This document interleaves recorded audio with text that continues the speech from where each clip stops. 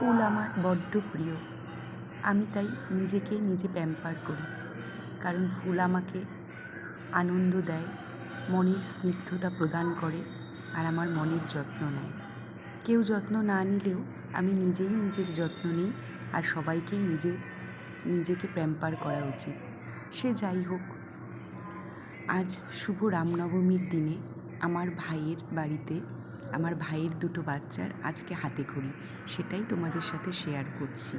দেখো সবাই, এই যে দেখো, আমার ভাইয়ের বাচ্চাদের হাতেখড়ি হচ্ছে রামনবমীর দিন, কারণ সরস্বতী পুজোর দিন আমাদের বাড়িতে কালসুচ ছিল, তাই রামনবমীর দিনটাকেই আমরা হাতেখড়ি দিলাম সরস্বতী পুজোর মাধ্যমে।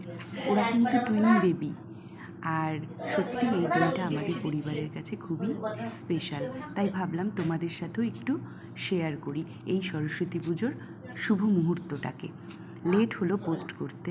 আর দেখো কোলে আমার এই টুইন বেবি ভাইদের, এটা কিন্তু অন্নপ্রাশনের ছবি। আর সাথে আমার মেয়ে, দেখো দুজনের মাঝখানে বসে আছে, ওদের মধ্যে 1 ইয়ার্সের ডিফারেন্স।